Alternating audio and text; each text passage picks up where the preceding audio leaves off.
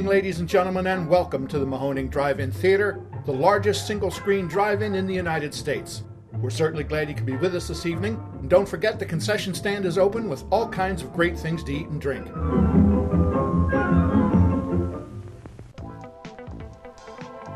.3 Mahoning Drive-In Radio, your old friend Virgil here with my co-host and general manager extraordinaire, Mark. Say hello, Mark. Hello, Mark. Hey, coming to you guys with a video podcast. As you guys know, the only podcast dedicated to the love and revival of our beloved drive-in culture. And today you get to see kind of behind the scenes. We are literally in the projection booth, flies and all. So it's like, as we record this, and in case you're listening to the audio version of this, forget we said anything about video. There's really nothing to see here. It's October 26th as we record this, and there are still flies. And they will not go away. It was so nice last night here for the Tuesday night, the last Television Tuesday show we did, that a lot of us were in t-shirts for the majority of the night. So this is this bizarre late warming period. 65 degrees here on the lot, which is weird that we're going to have a Halloween that is not cold. That's a rarity. Considering what the last few weeks were like here, where it was freezing outside. Yeah. But we got a fun little episode for you guys. We were a bit inspired from this last week's event. As you guys may know, we welcomed the Joe Bob's last drive-in crew, I should say, back to the Mahoning Drive-In Theater. And we had Johnny Brennan, we had Yuki, we had Ernie, we had the whole production crew here. It was incredible, but we broke new ground, didn't we, Mark? We now have thanks to Dave Wirt. I always want to say thanks to Dave, but as we know here, Dave, which Dave? Oh, Dave W. Which Dave W? The cool Dave W. Which Dave W? So we just cut to the chase. Dave Wirt utilized some skills he brought from his own extracurricular, or it's not extracurricular. I think it's like his real job. If that's actually what makes you money, it's not extracurricular. It's his main job. So video conferencing technology. So we were able to get people from the DJ booth live on the big screen, video and audio, which was kind of cool. So that inspired us to try to do this. Yeah. Which is not actually done in any way the way we did what we just talked about. Yeah. This is just straight into a laptop. Anyway. Right. But still, it's one of those things. They are launching a podcast, Yuki and Johnny. I think they're calling it the Patreon Buffet. Something like John and Yuki, or Yuki and John's Patreon Buffet. And if that podcast is anything like what we saw here, that is must listening, because it was hilarious and fascinating. It was awesome. And they brought a fun video element to things. And like Mark said, we were able to put it up on the big screen. So we figured, hey, let's try this out, see how this goes as far as a new potential dish for folks. So I don't know if you're going to want to see our faces or not, but it's nice to know that we are actually live inside of the projection booth. You can see kind of the wear in our faces at the end of the season. And yeah, we can jump into some questions that you guys sent in, as well as kind of promote what we do in the off season. So it's strange to think that we only have 3 more shows left? 4 if you count the Patreon show. Yeah, as we record this, will be a Patreon triple feature tomorrow night, which we usually just do single features, but due to the proliferation of prints that we have, some of which literally are like, if you don't show these in 4 or 5 weeks, nobody's going to be able to play these. So we decided, what the hell, we'll make it a triple feature. So we're going to welcome our top tier Simplex Patreon members out tomorrow night for a triple feature. Val has she has acquired some very, very interesting themed food items that we'll be having, and we'll put pictures of those up. And after that, it's just 3 more nights with the public here. So it's crazy. I like it. I want it to keep going. This year, more than any other year, felt like it did blow by. And, we didn't hit that wall like we did with the Jamboree last year, where it was like, let this be done. Like we overworked ourselves. Let us have a break. I think everybody's still rocking and rolling and doing their thing the best that they can. So, but yeah, hopefully we see you guys out for these last couple shows. And if not, we're going to give you a reason to jump over to the Patreon and keep your finger on the pulse, because we got some stuff coming for 2023. We do. Patreon is multiple levels. Sorry. It's not that the man smells. Co-host flies. I'm waiting for the fly to land right on the camera. And again, if you're listening to an audio version That'll of this, be perfect. if you're listening to audio, just pay no attention to any references we make to visual. Nothing interesting going on here visually. Just our two shining faces and a projector in the background. So for Patreon in the off season, we do for the top tier members these virtual shows, and we occasionally throw it one to all of the members too, where we get a film from the AGFA library or for some licensed film, and we play them through Zoom, and everybody can chat along, and we have guests come on via video and give prizes away and all kinds of fun stuff like that. So that'll keep going, and more podcasts, more exclusives, more fun. Basically, the Patreon is a way to feel like we never close for us and for the members, and to share a lot of stuff that we acquire over the course of the year. We have so much audio and video that we record every weekend that we can't put out through the major, what do you call it? Our without coming off annoying, at least. Yeah, exactly. And like, you don't want to see endless pictures of the same show all the time, but on Patreon we can do that. And then cool stuff like literally, like, we're sitting at Jeff's desk right now. He was cleaning out his desk a week ago. We didn't fire him. He was just literally cleaning his desk out, and he found old rain checks and old a roll of 10-cent tickets for this place. When was this place ever 10 cents? Yep. If it was even for this place. So we share all kinds of weird stuff on Patreon. So we're going to keep that going and keep that fun. One of the things we do on Patreon is we do exclusive podcasts once a month at least, or we try to, and we put it out to our members. Send us questions, give us topics. What do you want us to talk about? And we did one of those recently, but the questions kept coming in.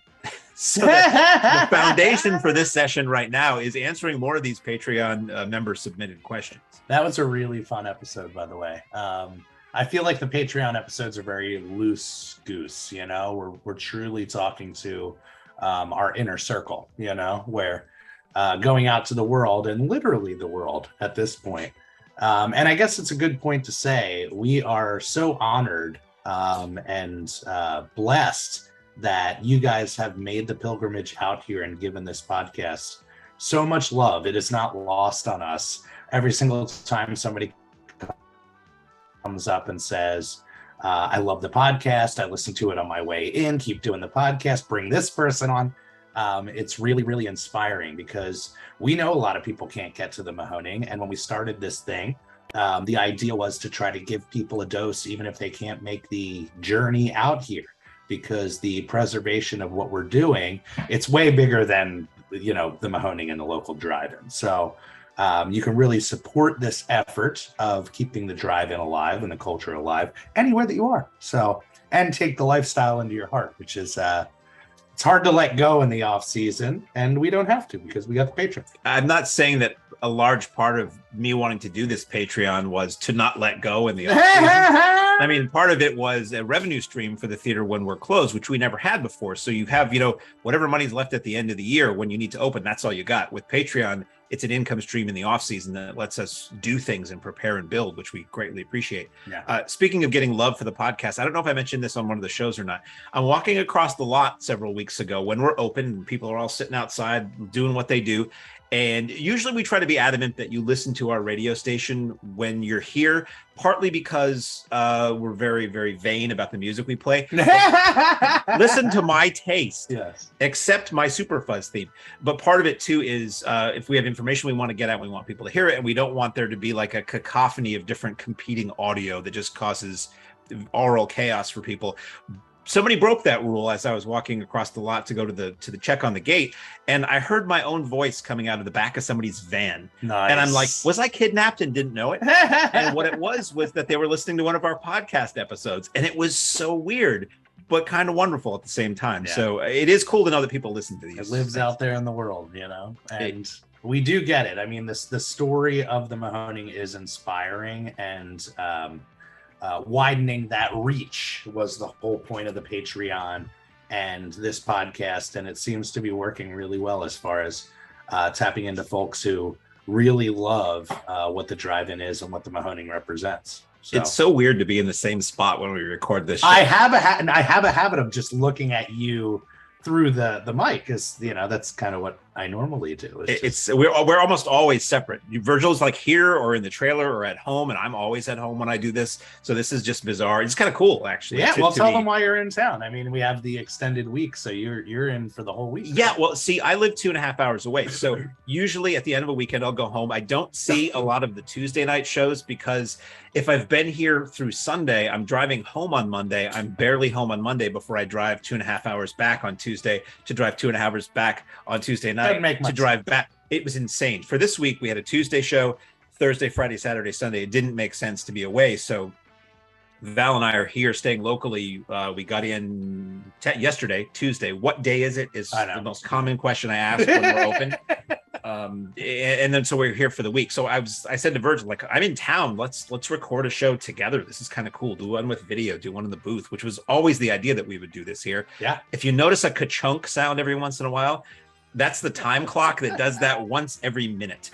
So just so you know, somebody is not like chopping on the block, sharpening up that meat cleaver for this weekend. It's yeah. Try sleeping in here, which I think both of us have done. I've slept in here once. I used to sleep around the corner in the main snack bar. JT has slept in here. This is JT's location of choice, and yeah, I think what he does is wraps a jacket around it, so it muff. Yes, it weakens the chunk. Weakens the ka-chunk. Yes. So do we want to get to the questions? Yeah, let's get to the questions. I mean, this is not a Patreon only episode, but this is the vibe of one of those. It's pretty darn loose.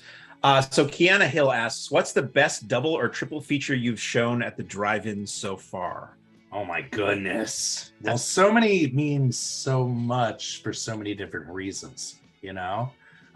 Certain ones come to mind because they were groundbreaking in a way, you know? Certainly that bite night, second bite night when we broke the new ground with the digital with Maddie. That was a humongous one.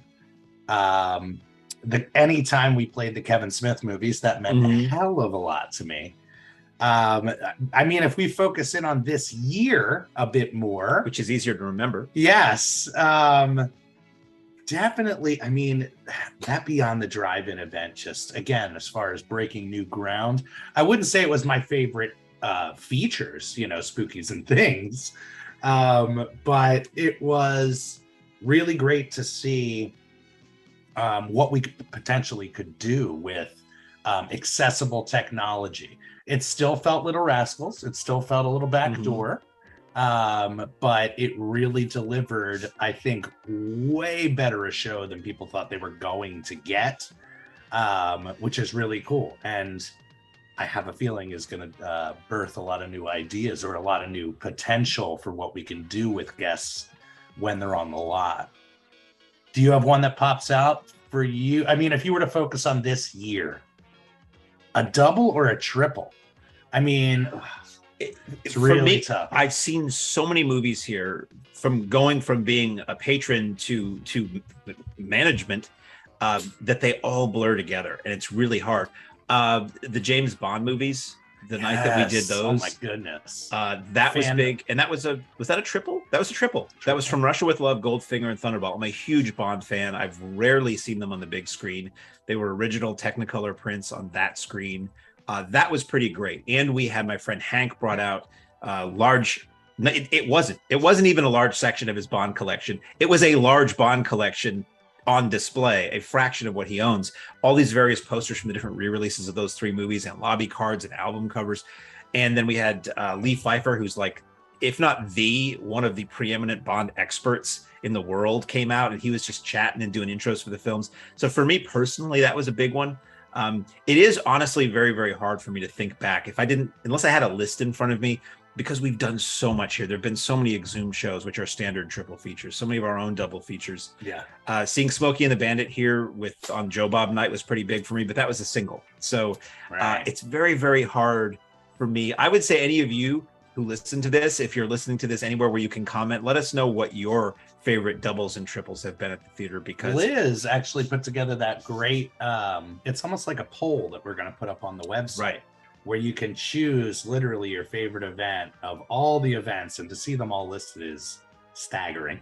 But you can choose your favorite event, and we're going to do a crew poll and a fan poll and see where the ball lies. But that monkeys event comes to mind. Could that be considered a double? I mean, that was certainly like a dream come true event. And For me, it was, yeah. We, Jeff and I talked about it on, what was the last day we were here? Tuesday, for Tunnel Vision Tuesday. Obviously, it makes sense to bring the monkeys back, but we normally give a buffer. So if I were to think of Mark and another film or event that he could crush and knock out the park as far as bringing in the fandom, I think we might have to bring the mustache in and do a little Smokey night. Smokey and Cannonball? Ooh, which I happen to be wearing my Cannonball t-shirt. Well, certainly we're going to give you a night again this season and see what we can do with it. And that's the big thing with this year is we planted a ton of seeds. Like as far as ideas for things we can do, as far as guests to bring out, as far as starting new events this year, trying out new events this year, and figuring out what works as far as the flow after the pandemic. So, but one thing is for sure, that Monkeys event shows what you can really do with passion for material, you know? I mean, that show for me was being somewhat connected to that world and somewhat, you know, for decades, dare I say, involved in that fandom. So I exploited my connections, and we're nothing if not about exploiting our friends. We tell people all the time, if you are into something and have some connection, like, don't be shy. It could literally start an event. Faye is the perfect example. We would have never launched that David Lynch event if she didn't come and say, hey, I got a connection to the world. I'm in the Twin Peaks world. And same thing with Mad Max. Like, she goes to Wasteland all the time and has the connection, and to put somebody in charge of the parade is a total no-brainer. So I think that might be the move. You think we can get the car out? We got connections for the car, right? Oh, we've got. Are you talking about the weekend? Yeah. Not to tip our hand, we have connections for. Oh, so we're something very. We have connections. Let's just say that. I don't want to say too much, because one of the things even when friends will ask us, you know, what do you have on this date on the calendar that isn't announced yet? I always have to say, well, as of right now, it's this, because so much can change between what you want to do and what you wind up doing and what you even have on your calendar. Things change. So I don't want to say much about what a Burt Smoky Cannonball event could be, but it has the potential to be very, very cool if you like those things. I think we could lean into that fandom. Maybe the one time a car movie works. Or Smokey was 77, Cannonball was 81, so we just missed both. Right. Well, both even number anniversaries. It's going to be a celebration. Special 23rd anniversary screening. But yeah, that'll be a really great one. I got to say, that 90s event was a dream come true. You know, like seeing heavyweights and hearing the fans reacting and talking back to the screen. Like, it really felt like a middle school sleepover. You know what I mean? Like, where every like-minded person was here and interactive and into the thing. And it was an average weekend as far as turnout, but talk about people who went out of their way to come up and be like, I really love that you guys are playing these movies, you know? Same thing happened with Idle Hands. You know, it wasn't the biggest turnout ever, but the amount of people that came in and are just like, this is crazy. We had a newbie who left a review, and they were like, this place is great. And I met the director. What a surprise. Like, how weird is that if you came as a first time and was like, is the director here introducing the movie right now? What's going on? That was insane. Rodman Flenders, the director of Idle Hands, he also directed the documentary about the Upper Crust, a band I love called Let Them Eat Rock. So I messaged him on Instagram and I said, we're running your movie. Would you have any interest in sending us a video interview? He immediately said yes.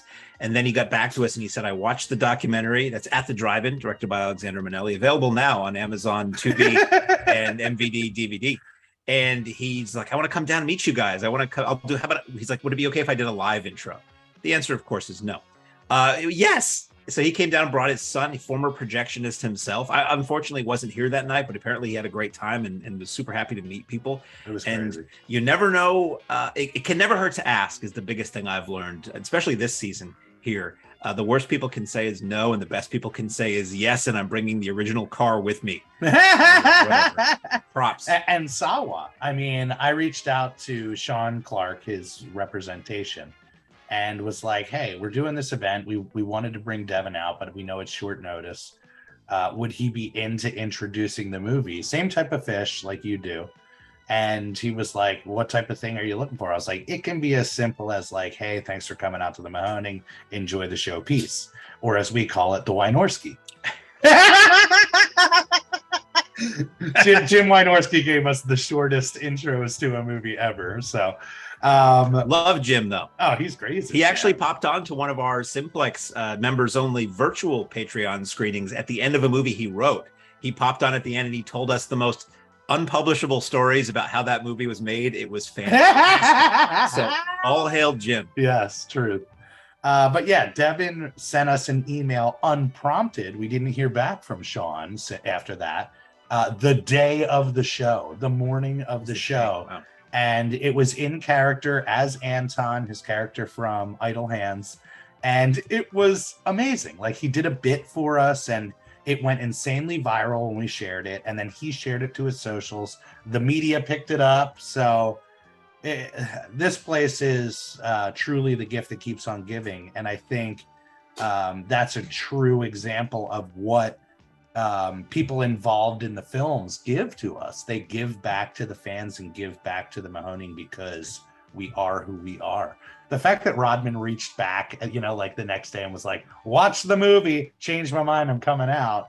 Like, it was awesome. I really regret not recording the interview on the radio that night, but he is so into coming onto the podcast. So cool. Talk about planting seeds. All the guests we had this year. Easy for the podcast. Johnny and Yuki, oh my God. Can you imagine that smash up crossover podcast? My favorite part of the night is when they were just lit. John, during the intermission, or during the movie, was just perusing the VHS wall, started pulling titles, and their whole bit for intermission was sitting there with Frank, producer of Spookies, and just holding up the boxes and being like, have you ever seen this? City of Love, crazy, right? They were just riffing on tapes, which is not a terrible at all idea. It really worked, and especially because Frank is such a knowledgeable old school guy about like all kinds of food. He had little anecdotes and stories for everything. And he was in Dawn of the Dead. Frank Farrell, yes, who was the producer of Spookies and Street Trash, apparently, was the seltzer zombie in Dawn of the Dead. So at one point the bikers break into the mall and they squirt a zombie with seltzer. That's Frank. That's crazy. Daryl, who is one of our Patreon members, regulars, volunteers, actually gave Frank a ride down from the Catskills area, and they had a time for sure. I think they connected, but it blew Daryl's mind, and he actually got him to sign off on his Laserdisc that Romero signed and all the guys signed. That's a heavily inked Laserdisc that Daryl has with so many people who were involved. He's got Seltzer Zombie on there. I think I was there when you had him sign it. He's like, could you just write Seltzer Zombie under it? Frank was on cloud nine, you know, not to go too deep into the weekend, but like, he felt the rock star status, felt the passion that this place is all about. He left a review for us online that was like, he did, best place to see a movie on the planet or something like that. And he was just such a team player. And it's the type of thing where he saw really what we're trying to do and respected that. And the fans went nuts for him. It must be crazy to have created something, you know, 30 plus years ago, and then have all of a sudden this resurgence. And the thing he kept saying is, for 30 years, people told me this movie was garbage. And now all of a sudden I'm signing vinyl records and personalizing, and, you know, it must be such a trip to have your work come back around. We see that a lot of VHS Fest where people are like, there's a sellout crowd to come and see Savage Harvest. It's like, yeah, people love this shit, you know? They really do. So that was an excellent way to totally avoid answering her question. What was that question? What's the best double or triple feature you've shown at the drive-in so far? There were a couple answers in there. I would say, far. definitely the 90s event for sure. I really loved that dirty work screening. Again, not a huge turnout, but the laughter, the feel on the lot, the like-mindedness, the camaraderie type of thing. What did we play this year early on Tuesday? It wasn't Hard Boiled, or was it? Hard Boiled or The Killer? The Killer. The Killer was this year. Hard Boiled was last year. That was incredible. Another one where I'm sitting there watching this perfection of a movie, walking around the lot. Everybody's so into it, and it was one of those moments where you're just like, God, we are so doing it. You know, like how much cooler could it get? The kung fu trailers, the Hong Kong action-packed stuff. It was such a slice, and that happens all the time here at the Mahoning, but every now and then, because we're so in it and not necessarily the patrons sitting watching it all the time, it sometimes it can really wash you, and hit you at a certain point. Right. I never got to experience that live. That's Mark's go-to. If we hit a wall. And yes. I'm not going to say it's because I wasn't paying attention. It's because I got nothing to say. So let's, Kiana's got another question. Whoa, hey. And who's the best guest that you've had at the drive-in so far? Who do you hope to get for future showings?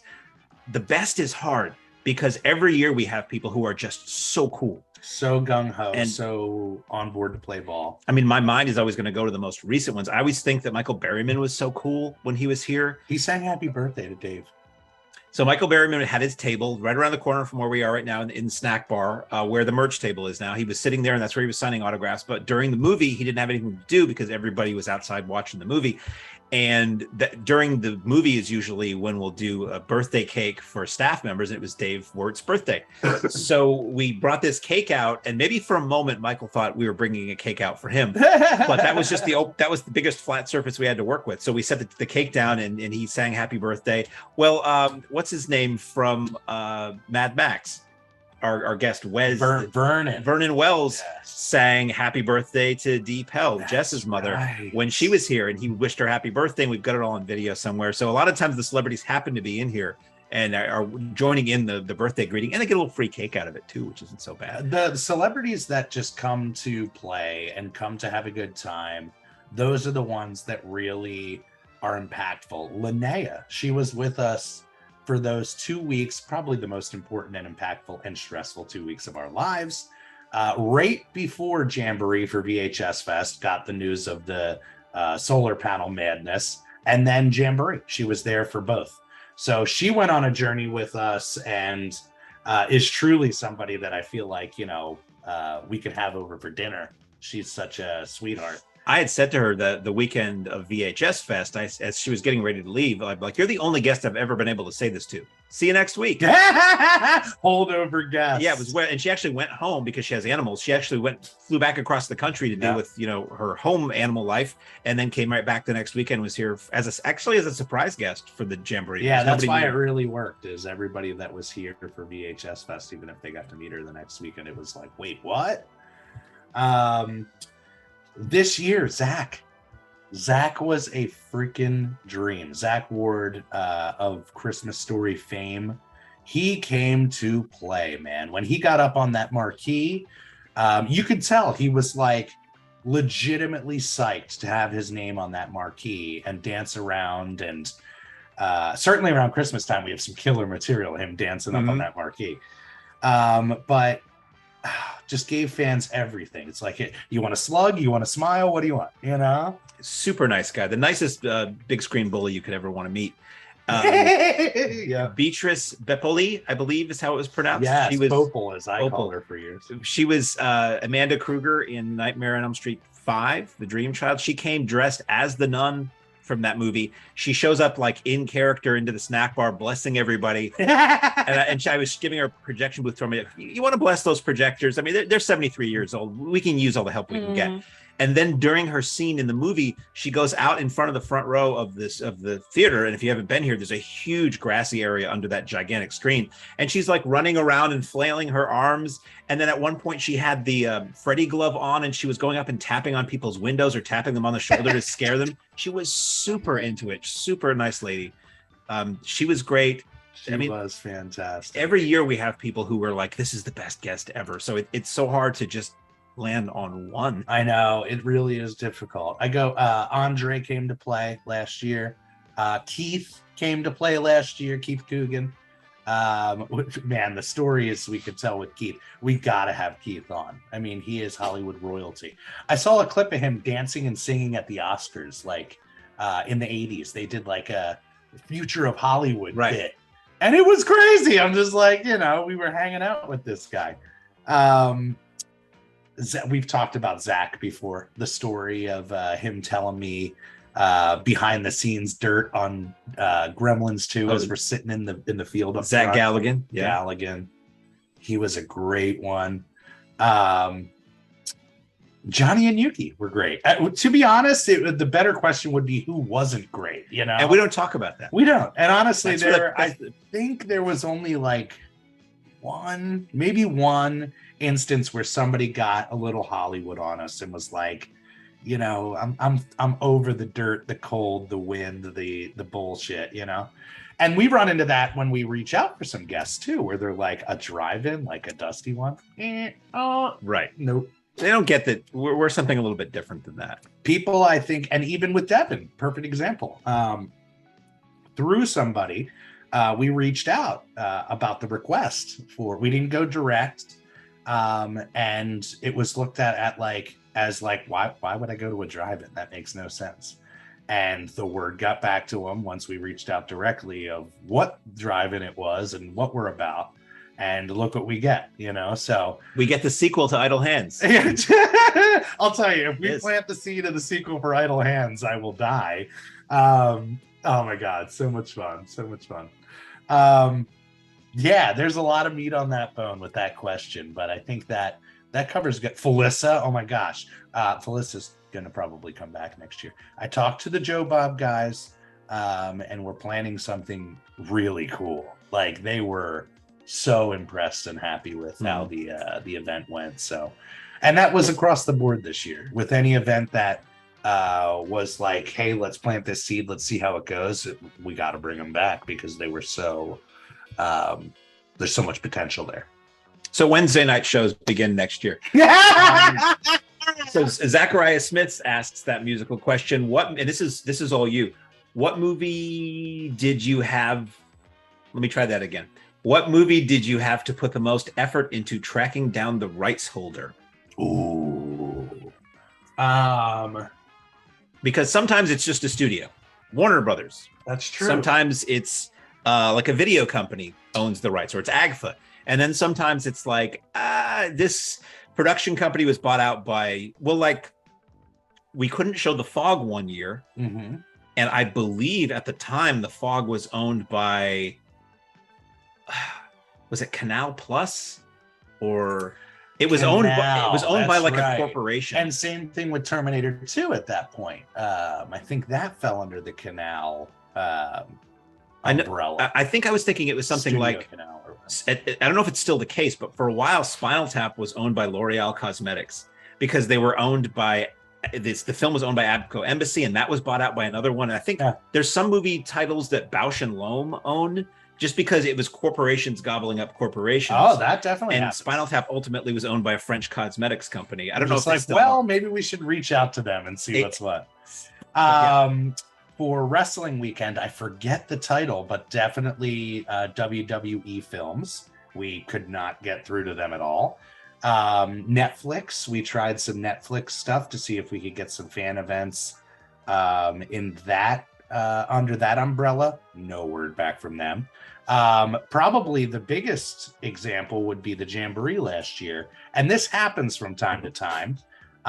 We requested rights for Night of the Demons and got no word back. Went to another potential rights holder, never heard a thing back. Went to another potential rights holder, and never heard a thing back. So once you have this chain of requests, we decided to go forward and show the movie in hopes that one of those people would be like, oh, hey, just getting your email. Please send check to. Yes. But that was one that had some sort of limbo going on last year. I'm trying to think of one that like we wanted to play and couldn't because of the rights. To be honest, if we have the connection to a print, we could always go through those steps, reaching out to those people who had rights to it at a certain point. And 9 times out of 10, it leads down a road. And Mark, you're really great with the Booker's Forum, or whatever it's called, Film Forum, where if we need to find rights or a print to a certain title, we can reach out to our group of bookers and circuit and see, hey, when did this play last and who held the rights? I like that sleuthery. A lot of times he'll come to me and he'll say, we can't find the rights for Savannah Smiles, or what's the Denny Terrio Film Festival that we're working on. And so I'll go and I hit the internet, and part of it is who has played it on 35 recently. And if they don't flat out say where they got it, contact them. So I've got contacts with several theaters around the country who are now asking me questions. Yeah. They're like, hey, do you know where we want to play Nightmare Before Christmas? Where did you get your print or something like that? Right. So I do enjoy being the what do you call it? The PI, the celluloid PI or PI when I can be. Well, the job never ends. You know what I mean? Like, and the facets of what it is to be the general manager at the Mahoning Drive-In Theater, I guess it's hard to put into words. I generally manage. You never know what's going to come up. Yeah. Does that answer that question? Probably not, but I think so. Was there one that was super tricky to find the rights to, but you did get the rights eventually? But we did. Or do you usually, when it gets super tricky, do you usually go, we'll play something else? No, I mean, more than anything, I would have the attitude of like, let's try our hardest to make this work, even if we can't find the rights holder. But I mean, the Terminator 2 comes to mind because we tried it for so many years and couldn't get through. The Lionsgate stuff. Up until this year, we requested Dogma every single year for the Kevin Smith Fest, which I hear Lionsgate doesn't have a print, but they do hold the rights now. The Miramax stuff, Clerks. I mean, Clerks, we ended up getting a print through Quentin in 2017. And then that print became unavailable at a certain point, and we started getting it from another collector through Harry. But that was one that was like, what, are we not going to play this? Like, so that was a big win, and one that, like, that happens all the time, really, is even with Wicker Man. Perfect example is studio doesn't have a print. Harry starts going through his list of private collectors to see if he can ask a favor, and we land on Quentin's print. So we'll be showing Tarantino's print on Sunday. So, but that type of stuff happens as long as the collectors, studios, and circuit are willing to help you out. We don't hit that issue as often as many probably would think. Still pushing for that Poseidon adventure. I know we can lock it in. We just got to find it. It's so bizarre to me that these movies, and I know why it is, but these movies that we consider to be giant classics, and most people would, it comes down to finding a print of it sometimes, and the studio's like, we don't have that. Hundreds of prints existed at one point of this film, and we've whittled down to none. Once in a while, you see, I follow so many theaters online that still show film, and they'll advertise new 35 millimeter print or new 70 millimeter print. The Somerville Theater in Boston, or Somerville, technically, Massachusetts, recently screened a new 70 millimeter print of something. So once in a while, the studio deems it worthy, but there are so few venues that can show 35 anymore that the likelihood of a new print of something like Poseidon Adventure is unfortunate. Like I want to see that. We showed Earthquake once, which was a blast. Yes. Here. And we showed what did we show Earthquake? It was Earthquake and Twister. To me, Poseidon Adventure, Earthquake, Towering Inferno are like the trinity, the disaster trilogy. So like Poseidon and and Towering Inferno, fire and water. To me, those go together. I don't know. Have we ever looked to see if Towering Inferno is available on 35? I think we could get Towering Inferno. And if it's a red print, it doesn't matter. That's true. Fire. It all works. Yeah, that's a great question. But yeah, you would you'd be surprised. In the beginning, a lot more difficult. Now, again, I think because we have the connections, it makes it a little bit easier. Cool.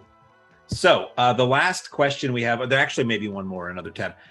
Tom Bafulco, our artist who's done so much work. Resident artist extraordinaire. And should I spill the beans that he might be working on artwork for this very podcast? Oh my gosh. Perhaps a logo or some kind of image other than the film reel? I was like, if you can do a cartoon of us, like characters, that would be amazing. And he said, yeah, send me kind of like a photo to go off of. So I sent him a couple choice photos I got. And Mark is like, just make me a monkey. And no joke, we may end up doing that. So I might have sent him a picture of a monkey. Everything's better with a monkey.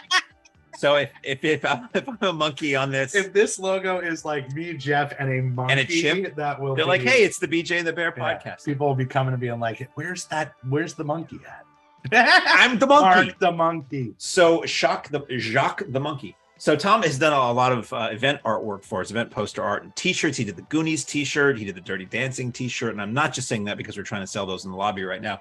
And he's done a lot of really great. He did the Vincent Price Twice poster, which is beautiful. And he asks, what is your favorite beverage while on the lot? Is there anything new you'd like to see as a regular drink in the concession stand? Ooh. Any curveballs? Ooh, a beverage man, I see. I drink your milkshake. Yeah, milkshakes, boy. You know, if we could have milkshakes here, think about that class. My go-to, I mean, if I need to stay up, Mountain Dew for sure. Right now, I'm rocking the Minute Maid. Yeah, what's your go-to?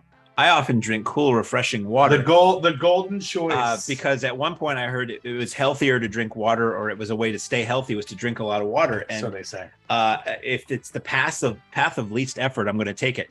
I'm always like a cheeseburger and a Coke guy. I like vanilla Coke, which we have. That's really good. I like orange soda to a degree. I don't drink as much soda as I used to lately. I'll drink a Monster energy drink here, which we now carry. I'll take one of those. It's medicinal. Why I have those. I'll drink one of those like at the beginning of the night, like before we open. I'll have a Monster and some food, and that gives me a little pep for the evening. But any curveballs? Like as far as beverages, what could we? For a while, Rob was going out and getting like rare sodas. He was scouring the greater Carbon County area and bringing in what I always said, aside from a place that has, what do they call those? The freestyle. It's aside from somebody who has a freestyle machine, which essentially gives you 200 varieties. We easily had the greatest soda variety or beverage variety of any theater I'd ever been to, and it was all cans, because he would get all kinds of weird stuff. I don't know about any curveball other than something like a concoction, like a milkshake, or something that's not just a canned beverage. Yeah, I mean, whenever Mama Beth does the specials, for sure. If Max has any hand in those specials, forget it. I would say, I mean, definitely when we had the Soda Czar on it, he was getting those like major melons. We referred to Rob as the Soda Czar. He'd get these bizarre Mountain Dew varieties. He'd find them. He would scour. Before they were in stores, he brought in a case of the red hot. It's like the spicy Mountain Dew or something like that. It was like, what's going on? And we were all so intrigued naturally, and it became a thing. So, yeah, I guess same thing as favorite event. If you guys have a bev that you want to see here, I think we do a really good job with the variety. Right away, Coke won out.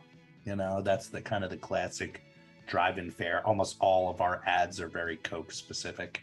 So, yeah, we have Coke in the days of the Soda Czar, he would just buy, whatever he could get his hands on. So usually you'll find a place has one or the other. Nobody generally has Coke and Pepsi because you sort of have a contract and that's your distributor and all that. And present day, we are a Coke organization, so you won't see any Pepsi here.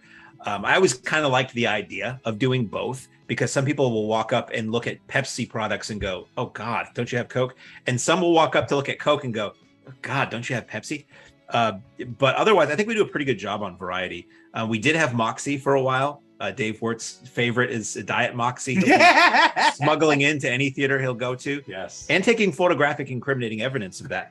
And when I worked the cash register, a lot of people would ask, like younger people hadn't heard of Moxie. And I would always say, well, I've heard it described as a bitter cream soda.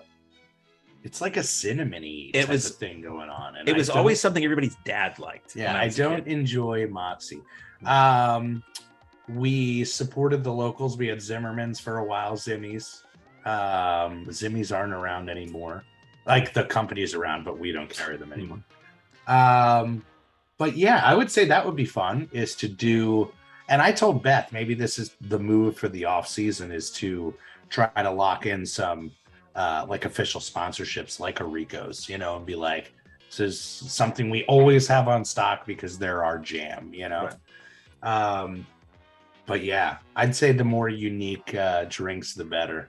I find myself drawn toward it. It's like, ooh. Yes. For a while, I think Matt was stocking Malta Goya. That's right. Which I'd never heard of. And we had people come in who were very excited because he said, oh, one of the guys was like, oh, I used to live in a very, Hispanic community, and all of the bodegas had this stuff. I don't know what it was. I remember Carl got one and he bought it. I was working the register and he said, oh, I'll try this. And he took a sip and he was like looking for a place to spit it out. He like, it tastes like dirt. And then he came back and he bought a Sunkist to wash the taste of the Malta Goya out of his mouth. And I said, our plan worked. You get to sell 2 beverages. You sell them the beverage. You try the Malta Goya? And then you sell them the beverage to get the taste out of that first one out of their mouth. Some people liked it. I never tried it after seeing how people reacted to it. I think Zoe tried one, and the way she reacted, I was like, I think I'm just going to pass on the Malta Goya. Yeah, the uniqueness is great. I do miss when we carried Hugs. Hugs were a biggie for a while. Those little barrel early on, fruit barrels, as some people call them. But yeah, I like the revolving door of bevs. You have the staples. You have your water. You have iced tea. Coke, Diet Coke. If you have some caffeine-free goodness for the people, and then some serious caffeine for the other peeps. There was a man once who had asked us if we would carry seltzer water because he was diabetic and he wanted something that had a little pep but no sugar in it. Right. And that was cool. I don't know that we ever sold a lot of that. I tried drinking it once. And I'm like, this tastes like air that makes you burp. We do still no carry flavor. Seltzer. Do we? Yeah. To this okay, day, maybe it was the brand that we had. I won't for say the some brand, people, it's really hard to hit everybody's taste or option preference, but we try our best. That's for dang sure. We'll have Beth on again in the off season to talk about. We'll tell people she's coming on. Everybody can grill her. Literally grill. Why don't you carry this? Why don't you do this? Why don't you do that? She'll give you the best answer of any of us because she's the one who has to do it all the time. That's right. That's all the questions that we had left over from that last podcast. As we say, we are sitting here in the projection booth, just going into our final weekend of the season, and I don't want it to be over. Yeah, it's the hard time of year when we have to swallow the reality of it all, and but the nice thing is, just like I say every year, it's a different type of work in the off season, and it's almost it's very rewarding to be able to set up the stage and call some people in, give them the put me in coach call. And I think this year we, more than any other year, learned some things that we're doing right, some things that we're doing wrong, some things that we can change, some things that we can tighten up a little bit. And I think that really makes us stronger. It certainly makes the business more viable for the future. And that's really what this is all about, is making sure that we're around for many, many years to come. So the community events went great. I think next year for sure, leaning into some of the private rentals. Some of the private rental nights were some of the most fun I had this year. Wait, you can rent this place privately? You can totally rent this place Hold on. privately. I know, it's crazy, isn't it? Could you have like a wedding here, or a bachelor party, or a bachelorette party, or a Rotarian event? Whatever you want to do. Like if you're like, hey, I run a company and I want to give my employees like an unforgettable treat, why not rent the Mahoning lot and show whatever movies that you want, whatever presentation that you want, and yeah, kind of get the run of the lot. Talk about Now, a dream. Are these kind of rentals limited to just nighttime? You see how you're playing this.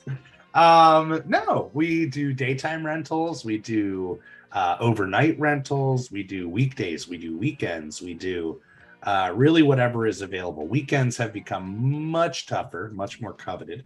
But we hosted a couple of weddings this year, one on a Monday, which was a dream come true. I'm really hoping the Monday weddings take off. That seems weird, but I think if you really want to have a wedding at a drive-in theater, especially this one, you'd probably be willing to alter your dates. Yeah. One of the weddings, it was nicely photographed, and it was a big article in Philly Magazine about that wedding, which resulted in a lot of people going, so I just heard that you do weddings there. Yes. But that's kind of the big thing for the future and the off season in general is figuring out ways to utilize the lot, both as a drive-in and not. And even with the growth that we have seen, we've seen that we've become more of a venue with some of these events than your traditional drive-in. But marrying the two together like we did for the Beyond the Drive-In event, it definitely bodes well for the future, as far as options. There are some guests that we reach out to, some very notable guests that we reach out to, and they're just not into meet and greet or photo ops. They're like, yeah, like, no, I don't want to do the up close and personal wave of fans thing. But if we can get them to come out and give a show, whether under the screen, in the booth, the DJ set thing, the podcast thing, it really opens up a whole other element. We could totally have Joe Dante out next year, which we were supposed to this year, and have him do a live record of the podcast right here. Right here? Right here. We could have Mick Garris come out next year and have him do a record of the podcast. Bang, right here. Well, that would be out cool. Charles Brand next year. Woo! And I thought you were going to say Charles Bronson. I'm like, that would be something. Get a shovel. Charles Band. We can get the guy who looks. We actually could literally get the guy who looks like Charles Bronson to come out. We got pitched on that guy. We did get during the pandemic. We have, I believe, is it Bronsky? Charles Bronsky. He's called. Yeah. He looks just like him. He did this movie called Death Warrant or Death Sentence or something like that. Right. And it was just like, would anybody come out to see a guy who looks like a famous guy? Come meet not Charles. My thought was show Bronson movies and have this guy come out and have the most amazing photo ops so everybody could take photos with send it to their friends. They found him. They rose him from the dead. Yeah. But so there's a lot of potential for interesting hijinks in the coming season. For sure. Which is what we do all off season, which is in some ways I'm not necessarily less busy with this place in the off season. I just focus on other things, but there's so much planning and poking and investigation involved. Oh, hopefully not of us, but on our part, on things that we might be able to do or people to come out. It's very fun. Yeah. And hopefully you guys are into things like this as we raise the bar. That's the big thing I kept saying over this last month is a lot of these shows were super experimental. You're helping us raise the bar. You're helping us try out new things. And just like the appeal of the Mahoning and the familial aspect of it, it allows the audience to come along for the ride and truly be a part of the growth. So it's going to be fun. Right. Well, do we have any other direction for the podcast, or did this podcast ever have a direction? No. I had just said, hey, let's record something. Should we grab some stuff off the wall and be like, have you seen? I was going to do that. Actually, no. Wait. Look. Yes. So for the people who are watching this on video, this is our Trauma Award. It's now I'm seeing this backwards. World's Greatest Drive-In, as decreed by the Trauma Organization and Lloyd Kaufman and Michael Hers, which is pretty cool. Yeah. So yeah, we can do these video podcasts that are just what's sitting around. What's Jeff got his desk? I'll spit that away. His hubby award is somewhere here. I'm not going to say where, but the award that Jeff was presented, if the special ever airs, that was shot during the original Jamboree. Coming. That is one thing people kept asking is like, did they give you any info on when it's airing? It's in the can. Like, it is edited, ready to go. And now it's just a matter of finding the spot for it on the schedule. It's really incredible talking to those guys, because you got to remember, all these guys came from Trauma. They created this show, pulled Joe Bob out of retirement for a one-time special that exploded into now a 5-year anniversary of nonstop television shows on Shudder. So to have something blow up like that and ride that wave, and to be able to talk to somebody that relates to that was really, really cool, because that is a total crossover with what those guys do and what we did, and in a weird way, right around that same timing, you know? Yeah. So, so what else is going on, Mark? Anything else? We told the people about the Patreon. We told them that we're doing the virtual screenings. We told them that it's a way to stay connected to us, as well as extend the season. And trying to think of the other fun stuff that we do in the off season. With Patreon, I think I mentioned it, we are having guests as programmers for some of these Simplex shows. So I chose the movie, but for our November show, we're having Chris Pajali, maybe Grady Hendrix as well, authors of These Fists Break Bricks, which is a great book about martial arts cinema in America. Chris will be introducing, I'm not going to say what the movie is, always a secret. You don't know until it hits, but Chris will be introducing the movie that we're screening that night, and maybe chatting along with us in the chat that goes during the film. And then I believe someone from, I don't want to say his name in case he decides he doesn't want to do it, but somebody from American Genre Film Archive will be picking a movie from their archive and introducing it, why he thinks it's great. And we're going to probably do that with some notable people here and there. Of course, we'll exploit every friendship that we have to do that. But that's another aspect of the Patreon thing. What do we do in the off season? It's a lot of you decide, try to figure out what movies we're going to play. The shows we are going to try to start announcing again in January, like we normally do. New year, new role. Definitely some of the bigger shows we're going to try to get out well in advance. A lot of the annuals, Harry has those puppies locked in, practically now. So we can announce some of those things early, let people plan their year well in advance, and, come along for the ride. So I just got reminded of it, the hubby, when you brought it up. So Rodman, who was here, director of Idle Hands, amongst many other things. He is a Hubby Award winner. He won in like 1998 or something like that. And we got a picture of Jeff and him holding Jeff's hubby. And weird connections there. It's like our worlds clash together every now and then. Also in the off season, we assess what did and didn't work during the season. You look at things where it's like, that door always sticks, or whatever. We got to stop running that cable across the floor. We try to figure out ways to make it better for us, more efficient for us, and for the customers too. So there's that. Right. We look at the podcast is going to keep going nonstop. So last year in the off season, I had the great idea of getting guests, and we recorded literally like 12 in short order guest podcasts. I still haven't edited them all and released them. I'm putting out podcasts now that we recorded in April. In February, actually, the one I'm working on right now. But we're going to keep doing that. People who are related to the drive-in world or film or cinema, or a fellow drive-in owners. I'm fascinated by the stories of those. Were some of my favorites, and we still haven't released any of those yet. Yeah. But we're just in time for them to close for this year. We'll put them out for next year. But we're going to try to do a bunch more of those, because I'm just fascinated by how the other guys do it, guys and gals do it. And the histories of all these other drive-ins and what works for them and what doesn't work for them. And especially I want to talk to people about this season, where every drive-in became a retro horror drive-in for September and October. And how did that work? You know, it's interesting. The people we interview, we don't do a lot of research for these, or I don't, because I want to learn. Like, I want to know. I want to get in this conversation. I want to know all about the story of these people and how, you know, drive-in or cinema has touched their lives. So you can expect a lot more of that, and a lot more of the two of us and Jeff doing just talking shop and things like that. Now that life will have calmed down a little bit, we'll have more time to reflect. It is crazy. But certainly all those guests, and you don't give yourself enough credit sometimes, but you're an incredible producer of this podcast.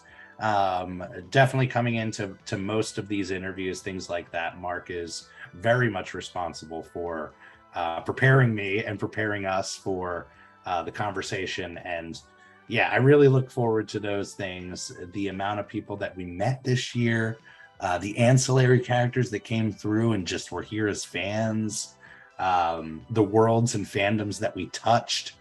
It's really been incredible. You know, that's the hardest part of the off season, is it's sensory overload for 6 months and like unbelievable happenings for 6 months right in front of your face.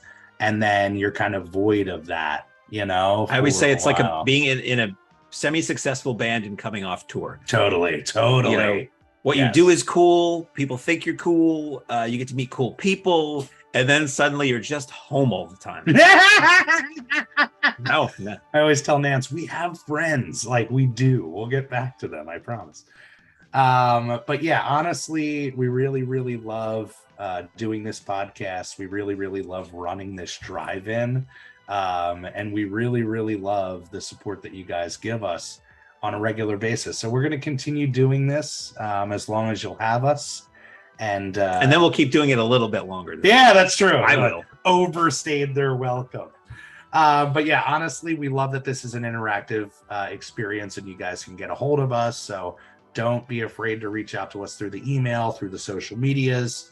If you have an idea for something, do not be afraid to reach out, or a connection to somebody. Don't be afraid to reach out. So yeah, I think that's a good place. It's good. Well, we will get Jeff back here. I know a lot of you guys have been asking about Jeff. He is a busy man. He literally works nonstop over at the radio station, and sometimes it is difficult to pull him in and pull him away. But we promise we will get him back often for the off season as our schedules open up a bit more. So on that note, Jeff, take it away, my friend. Ladies and gentlemen, thanks again for coming out tonight to the Mahoning Drive-In Theater. We hope you'll come back and see us again real soon. The exit is on the right-hand side of the screen at the front of the field, and most importantly, have a very safe trip home. Good night, and God bless you.